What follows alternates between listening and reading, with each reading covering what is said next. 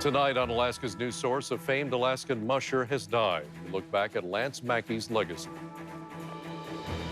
High winds and heavy rain still impacting much of Alaska tonight. I'll let you know how long this storm will stick around. Plus, a long-awaited announcement. The governor reveals how much your PFD check will add to your bank account this year. And our investigative team has learned whether Anchorage police are pursuing a suspected illegal gambling operation that we helped uncover months ago. You're watching Alaska's News Source.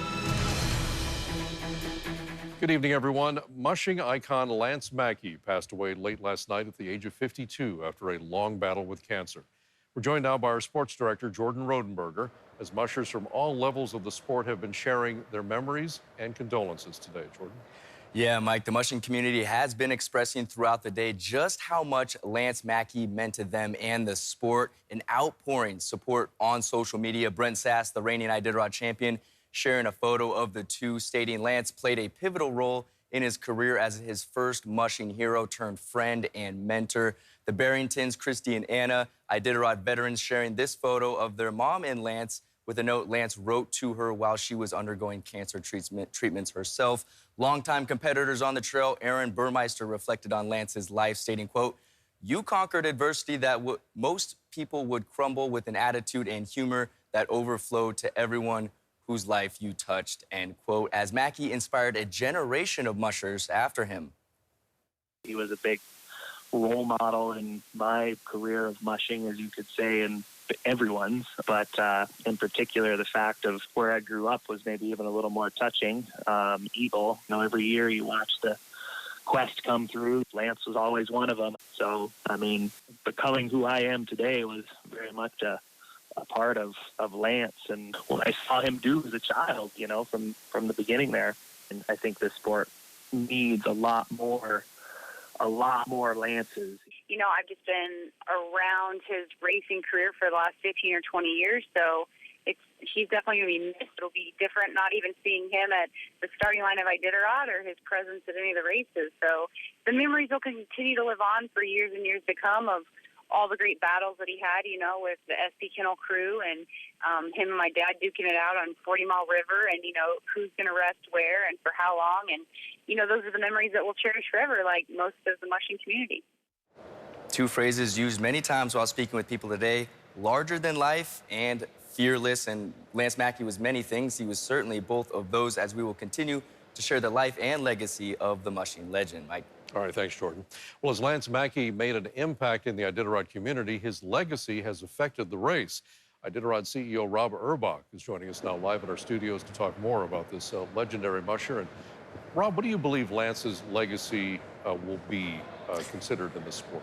Well, I think Lance is the embodiment of tenaciousness of the Iditarod. He overcame so much adversity in his career. He had those 4 consecutive wins on the Yukon Quest, growing up with the sport, with Dick Mackey, his father, winning the race, and his brother Rick as well. But I think Lance had this really special inner spirit and this courage that was undeniable. And the man is very uncommon among uncommon mushers. Rob, Jordan had kind of a sampling of reaction from the mushing community today. What sort of responses and comments and support have you heard from the mushers and the mushing community today? Well, I think you see all the respect from his fellow competitors, but equally as important is his fan base. He was one of the most beloved mushers, and people love to see Lance in his full glory, arms out, waving to the crowd, the joy that he had in the sport, the joy that he had in taking care of his dogs, and the joy he had for the event and the lifestyle was very evident, I think inspirational and aspirational for many. Well, given his success in the race and his bigger-than-life personality, do you think we'll ever see another Lance Mackey? Sure. I think that there's no one quite as unique as Lance is, but I think there's a lot of up-and-coming mushers there that when they go out there and they're training and they're learning how tough he was and how inspiring that he was, I think people will always aspire to the type of champion that Lance was. Rob Urbach, CEO of the Iditarod, thanks so much for joining us this evening and sharing some of your insight about this mushing legend, Lance Mackey, who left us today. Thanks, Rob. Well, today, Alaska's governor announced the official amount of the 2022 Permanent Fund dividend.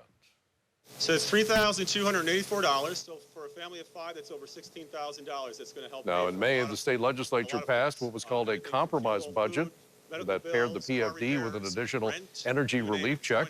Both will be paid out starting on September 20th to eligible Alaskans who have filed to receive the payment electronically.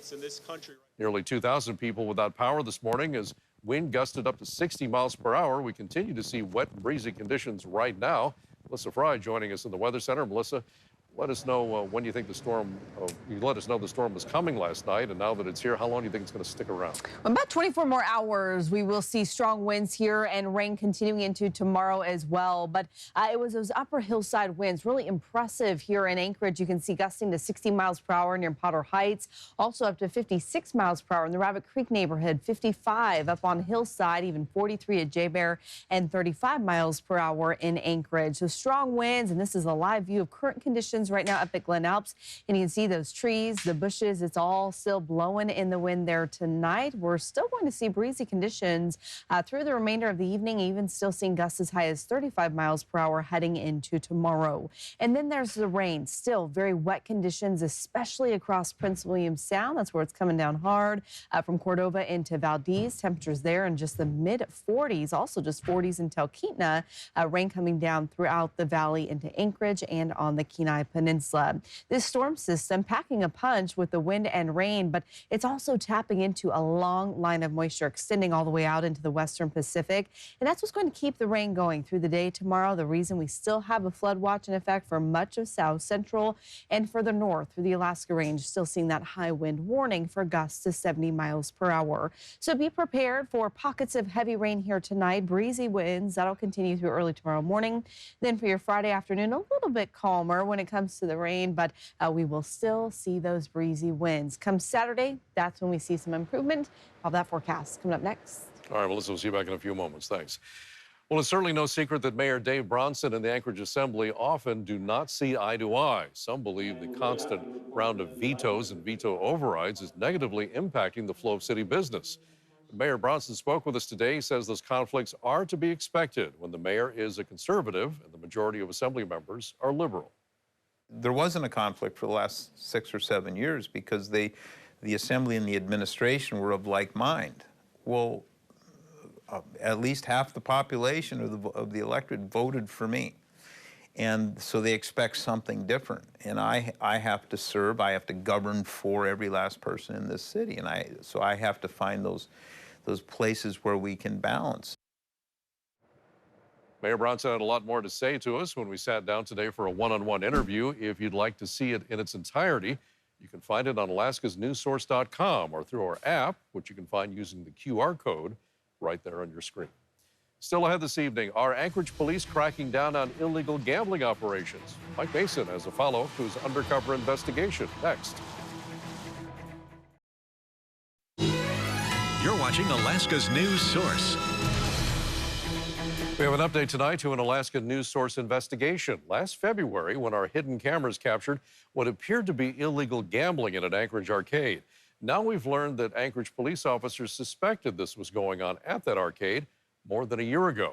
Our investigative reporter Mike Mason is here with a follow-up report. Mike?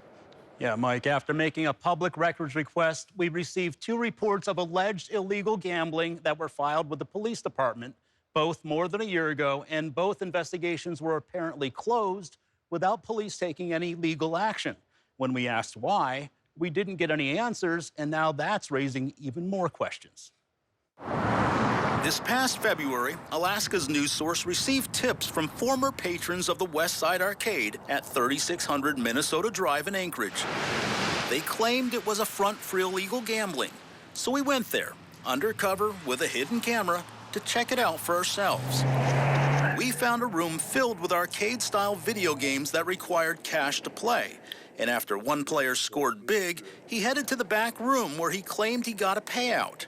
According to Alaska's gambling ban, that appears to be illegal. An amusement device is considered legal if it confers only an immediate right of replay, not exchangeable for something of value. Allowable items would include tickets or credits that can be redeemed, but not cash payouts. I was concerned because I wouldn't want my kids just wandering into an arcade like that. This woman's name is Sarah, but she wants to remain anonymous. Sarah notified the Anchorage Police Department about suspected gambling at Westside Arcade in June of last year. So I filed a report and then never heard anything at all. Nobody contacted you? Nobody, nothing. Since then, the case has been closed, and it appears no action was taken. Alaska's news source also found Anchorage police suspected illegal gambling at Westside Arcade and investigated it in March of 2021. And once again, no action was taken. In that case, an officer states, "The sergeant informed me that they believed the business to be an illegal gambling or gaming location, and they were going to apply for a search warrant." The report goes on to say, "It did appear as though there were lit up horizontal slots at each seat, but there was no money sign or anything indicating that is where you put money into it, other than the hole was roughly the size of a dollar bill. But when we went undercover, players knew exactly where to put their dollar bills.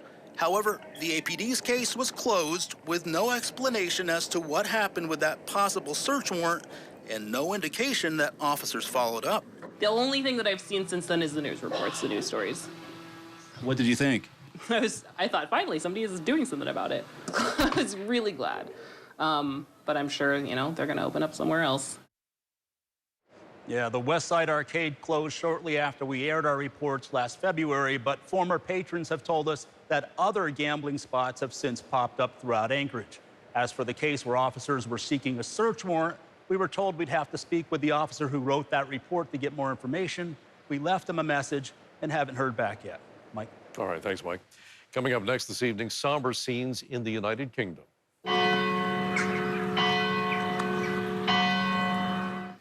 People around the world paying tribute to Queen Elizabeth II, who passed away today. And right after the break, I'll have a look at that full 7-day forecast, including how much longer, again, this wind and rain is going to stick around and what that weekend looks like. But first, take a look at those daylight hours for today. September 8th, we are at 13 hours and 33 minutes, sun setting tonight at 8:43. You're watching Alaska's Weather Source.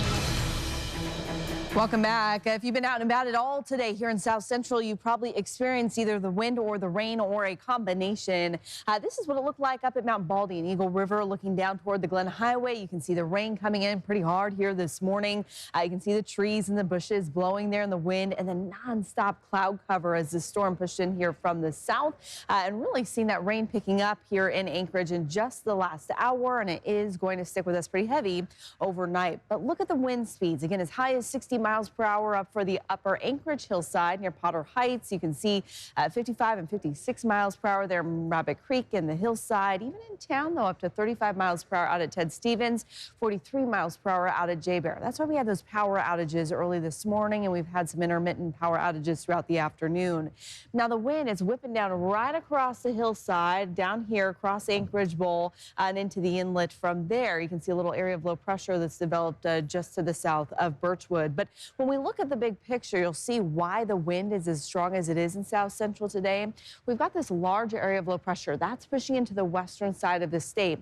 But out to the east of us, high pressure, they're just off the edge there of southeast. And then also high pressure here out to the west of us. And what that does is it funnels all that wind, squeezes it, and then pushes it right here into South Central. So we've got the wind today. We've also seen some strong wind gusts out west, up to 30 miles per hour in Nome. Breezy conditions on the slope, and you can see high winds there into the interior and down into Cold Bay, 41 mile per hour gusts for you. We do still have that high wind warning in effect for the Alaska Range, especially the eastern Alaska Range passes. This is where we are going to see those winds out of the south at around 50 miles per hour, gusting as high as 75 miles per hour. That continues through 4 p.m. tonight, and then also still seeing strong winds there through the interior, where we have a wind advisory in effect. Now, further south, flooding is the main concern for portions of the valley out into the Copper River Basin and the Copper River Basin. That is where we have a flood watch in effect until Saturday at 6 p.m. Heavy rain coming down. Even as we speak right here in Midtown, this is what it looks like currently. During the evening commute on the Seward Highway, we do have some standing water, and that's going to stay there tonight and through the morning commute as well. Just seeing just shy of 0.2 of an inch in Anchorage, but that number will go up significantly here later tonight. Look at the rainfall amounts though in Portage, nearly 2 inches for you, now close to an inch in Seward, and well over 2.5 inches in Cordova. Also seeing that heavy rain down into Yakutat. And it's those areas near Prince William Sound along the Gulf Coast that we're going to continue to see the heaviest rain there tonight and tomorrow, as we're still tapping into this long line of moisture down into the central Pacific. We also see rain pushing into the interior out to Bethel, into Cold Bay and Yakutat. Different story though in Kotzebue. Beautiful high temperatures there, making it back into the upper 50s. So as we head through tonight, be prepared for additional heavy rain for most of the region.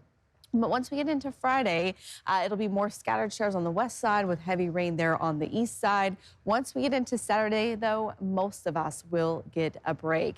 In southeast, we will still see very wet conditions up north. Down south, though, some sunshine, highs even back into the mid-60s, and still watch out for those breezy winds. Across the Kenai Peninsula, scattered showers, seeing breezy winds in Homer, heavier rain from Seward across Prince William Sound and into the Copper River Basin, up into the valley, still seeing those scattered showers, and a lot of rain from the mountains still is going to funnel down into your rivers and streams tomorrow and Saturday.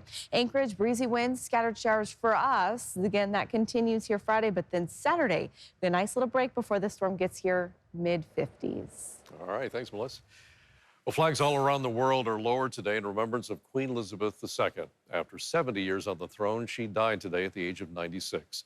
People gathered outside Buckingham Palace to pay their respects.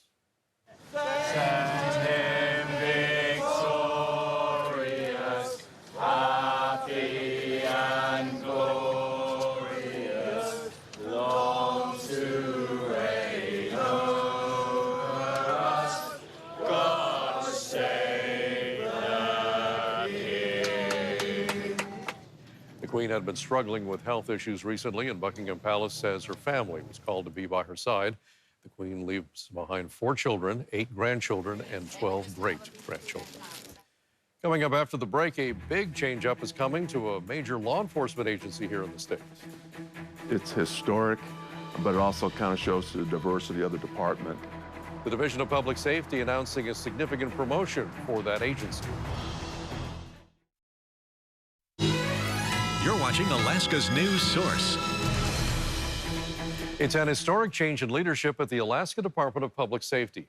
Carly Schreck sat down today with Captain Maurice Mo Hughes to talk about his recent promotion to Director of the Division of Alaska State Troopers. He's the first African-American to hold that post. Maurice Hughes, or Mo as he typically goes by, might be new to the title of Colonel, but he's certainly not new to the Alaska State Troopers. Just a little over 32 years. His decorated career spans all across the state, from Kodiak Island to the interior and back down on the Kenai Peninsula. The retired Coast Guard veteran has served his Alaskan communities. And I've kind of traveled around during my time in the Coast Guard. Ended up wanting to come to Alaska, got here, never wanted to leave, so I've been here since then. The Washington, D.C. native took the role of colonel on September 1st. The same time Colonel Brian Barlow was promoted to deputy commissioner after Leon Morgan announced his retirement from the state's service. Barlow asked Hughes if he was interested. Or I was honored just to be asked, and I accepted his request for me to step into this position. Honored to be asked and honored to be a part of the state's history, as Hughes is the first African-American colonel of the Alaska State Troopers. I think it speaks volumes to the department. I think it speaks volumes to the diversity within the department. And I'm proud to be here. Now serving those who work to serve and protect our local communities. Carly Schreck, Alaska's news source. Well, excitement and thankfulness are just 2 of the emotions conveyed in today's University of Alaska board meeting in Juneau from leaders about their colleges. Michaela Clark explains some of the highlights of the meeting's first day. The UA Board of Regents met for many hours Thursday. They discussed things like enrollment and student housing. There was a message from top leaders for each of the universities, as well as the system president, Pat Pitney. I think you heard the excitement and what is vibrant, the vibrancy coming back to each of our universities and our campuses. And I think that our enrollment coming in better than expected, and our new student enrollment increasing across the board is a good sign. The state's Office of Management and Budget Director Neil Steininger spoke about Alaska's fiscal year 2024 budget. This year, as we look at fiscal year 24, We actually have a different landscape and environment that we're building the budget under than we've had really in any of my tenure at the Office of Management and Budget over the last, 8 years. For the first time, we really have a true projected surplus going into budget development. He says that is based on the official revenue forecast, which he says can be volatile, and he's looking forward to discussing the university's budget proposals. The UA Board of Regents meeting resumes at 8:30 Friday morning. Still ahead this evening, the weekend is just around the corner. Melissa will be back up in just a minute to get us up to speed on the forecast. You're watching Alaska's news source. Beth Verge has a bittersweet story she's sharing with us tonight at 10. Well, Mike, it's mostly sweet, at least, but it is a big change for the man who's been at the helm of the Jewel Lake Tasty Freeze for so many years. Rich Owens, who has run that shop since the mid-90s, is stepping down and selling the beloved location that's been in business since 1958 to someone who, let's just say, might as well be in the family. That's coming up tonight at 10. All right, thanks, Beth. Rich Owens is such a class guy. He really is. Yeah, all he does for the community, and sweet too, his passion, even just for ice cream is great. And he sells great ice cream. He does, yeah. It's really good. Okay, so we've got some more stormy weather coming our way. Yeah, this storm is just going to hang out here for the next 24 hours or so. So that means breezy winds overnight and tomorrow. Still seeing that heavy rain through Anchorage and especially along the Gulf Coast. For Anchorage, you will notice the winds lighten up a little bit and the showers becoming more intermittent tomorrow. Then we get some sunshine on Saturday, but another storm already on deck for Sunday. A few showers with more rain likely Monday and Tuesday. All right, thanks, Melissa. Thank you for watching. We'll see you back at 10 for the late edition here on Alaska's News Source.